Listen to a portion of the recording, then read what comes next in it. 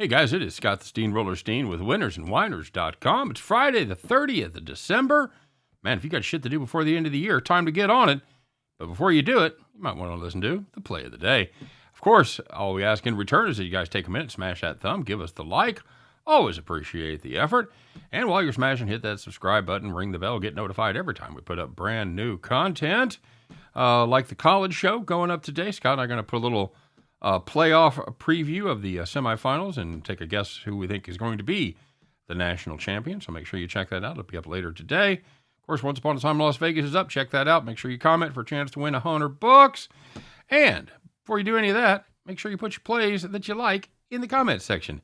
Put in your favorite play at the top. Put a little BB beside it. And we'll get you entered in the Capper of the Day contest. You make a little money, you turn a profit, we'll give you the shout out. You make more profit than anybody else, you're going to be recognized as the Capper of the Day. You do it for 7 straight days, you're going to be Capper of the Week. So, all we ask is any kind of play you want to make, you can certainly do it. All we ask is that you put in the price. If it's not just regular minus 110, tell me what the price is, tell me what it pays, all right? And, let's take a look and see how we did yesterday. I believe that's a modest little 3-game winning streak for us, as we had the Washington Huskies against the Texas Longhorns. We had the Huskies +3, didn't need them. The game was one of those times where it pretty much went like we thought it would. I know a lot of you guys rode with me for the same exact reasons, and it worked out. No weird shit happening with one team just tanking for no apparent reason. It was cool. Washington did it. Not a great day on the premium side with 2-4 there, 2-5, excuse me. Looking for premium plays.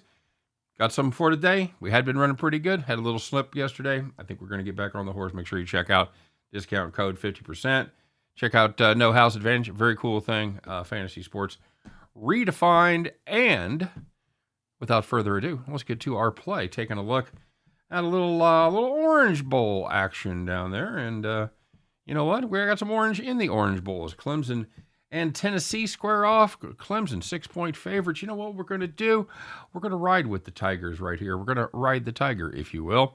Clemson, big fan of the way this team finished up. Why? Because they changed quarterbacks. But let's start first with who won't be playing for the Vols, all right? Of course, the most important person that won't be playing for the Vols, and he hasn't been playing for them for about a month and a half now, it's Hendon Hooker, quarterback, having a fantastic season. He blew out his knee in a 25-point loss to South Carolina. He played most of the game, so that wasn't the deal. It was just one of the most surprisingly flat performances of the season by a team. Joe Milton's going to get the start. Milton had been decent in mop-up duty as they'd blown out some teams. He got some reps there in the fourth quarter. But it may sound weird because the Vols beat Vandy 56-0, but Milton was not very good. 11 for 21, just 147 yards. You know how they beat them 56-0? They ran the ball for 362 yards on 31 carries. And I already did the math for you. That's 11 and a half yards a carry. That's pretty fair. They're going to be without a couple of wideouts, including the critical wideout in Jalen Hyatt. He is the Biletnikoff Award winner.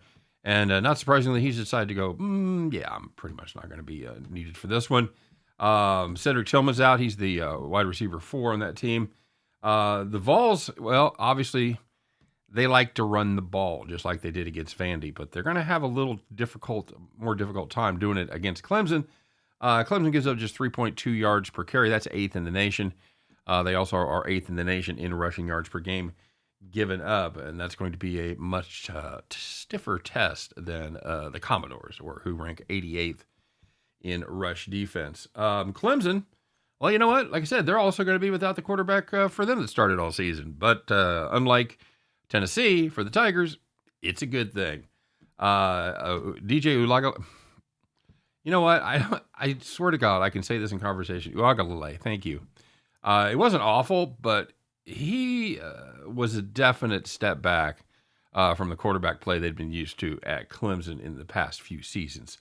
Klubnik, he's going to be the starter. He's been mopping up all season, and he made his first start against UNC. Did he get the start? I think he got the start in that one.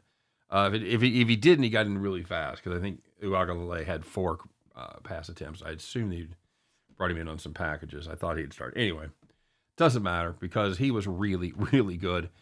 20 for 24, 277 yards, 1 touchdown, no picks. And he had the trifecta. He also ran for a TD, and just for fun, caught a TD pass. So there you go. He's got a very good running game behind him, including 1,100-yard rusher. And they don't have a superstar receiver. They kind of spread it around. They've got 6 receivers on that team that have caught 22 passes or more. I expect more production from those receivers because guess what? Going to have somebody that's going to be able to throw the ball to him successfully. I think the improved accuracy is going to make a difference. I think they'll be able to hit some shots downfield. Tennessee defense was really good really early. Hasn't looked nearly as strong lately.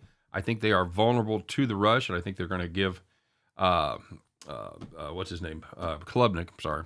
I think they're going to give Klubnik enough time to throw, find the open receiver. I like this kid. I like the way this Clemson team is playing right now. And I think Tennessee, they had it. They were right there. They were right there where they needed to be. And then all of a sudden, everything went off the cliff. So I think that continues tonight. Give me the Clemson Tigers minus the 6. And at the end of that one, you guys can join me as we pick up our winning tickets and head back to the window. All right, you guys know how I did. Let's see how y'all did, shall we? Christopher Paget, 1-0 plus 500. He had the Iowa, Nebraska under 150. The astute Aardvark, fine day for the Vark, 1-0 plus 650. He had a 3-team teaser.